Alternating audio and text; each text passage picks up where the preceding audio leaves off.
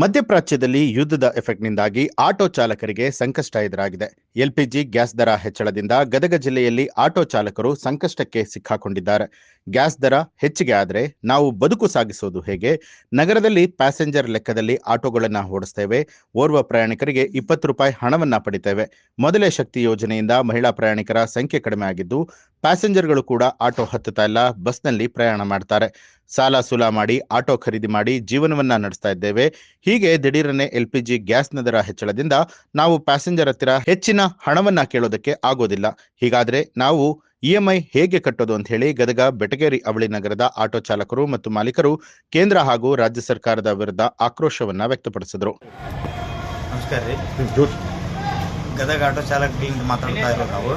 ನಮಗೆ ಗ್ಯಾಸಿನ ದರ ದಿನಕ್ಕೆ ದಿನ ಏರ್ತಾ ಇದೆ ಅಲ್ಲ, ಸಮಸ್ಯೆಗಳು ಭಾಳ ಆಗ್ತಾ ಇದಾವೆ.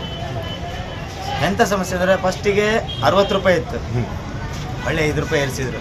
ಓಕೆ, 5 ರೂಪಾಯಿಗೂ ನಾವು ಹೊಡ್ಯಾಕತ್ತೆ, 5 ರೂಪಾಯಿ ಏರಿಸಿದ್ರು ಒಳ್ಳೆ. ಅದಾಗಿಂದ ಮತ್ತೀಗ 17.25 ರೂಪಾಯಿ ಏರ್ಸ್ಯಾರ. ಯಾರಿಗೆ ಕೇಳಬೇಕು ನಾವು? ಹಾಂ, ಈ ಕಡೆ ಕೇಂದ್ರ ಸರ್ಕಾರದವ್ರು ಕೇಳಬೇಕು, ರಾಜ್ಯ ಸರ್ಕಾರದವ್ರು ಕೇಳಬೇಕು.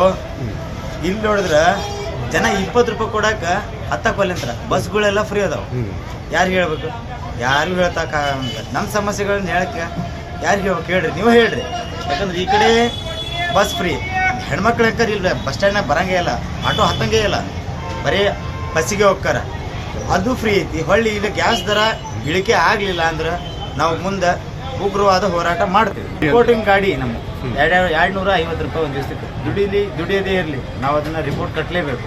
ಮತ್ತು EMI ಅಂತ ಇರ್ತಾವೆ, ಮಕ್ಕಳ ಫೀಸ್, ಸ್ಕೂಲ್ ಫೀಸ್, ಇದೇ 20 ರೂಪಾಯಿ ಕೊಡಕ್ಕೆ ಹೇಳ್ತಾ ಇದಾರೆ ಜನ. ನಾವೇನು ಅವರು ಗ್ಯಾಸಿನ ರೇಟ್ ಏರ್ಸ್ಯಾರ ಅಂತೇಳಿ ನಾವೇನು ರೇಟ್ ಏರಿಸಿಲ್ಲ, ಅದೇ 20 ರೂಪಾಯಿನ ಹೊಡಿತಾ ಇದ್ದೀವಿ. ಗ್ಯಾಸ್ ರೇಟ್ ಏರಿದ್ರಿ, ಇನ್ನೊಂದು 10 ರೂಪಾಯಿ ಹೆಚ್ಚಿಗೆ ಕೊಡ್ರಿ ಅಂದ್ರೆ ನಾವೇ ಕೊಡೋದು ಅಂತಾರೆ, ಕೇಳಕ್ಕೂ ಬರೋಂಗಿಲ್ಲ. ಅದು ನಿಮ್ಮ ಸಮಸ್ಯೆ ಅಂತಾರೆ. ಇನ್ನೀಗ ನಮಗೇನೈತಿ, ಗ್ಯಾಸಿನ ದರ ಇಳಿಸ್ರಿ, ಗ್ಯಾಸಿನ ದರ ಇಳಿಸ್ರಿ, ನಮಗೆ ಗ್ಯಾಸ್ ಸಿಗೋಂಗೆ ಮಾಡಿರಿ.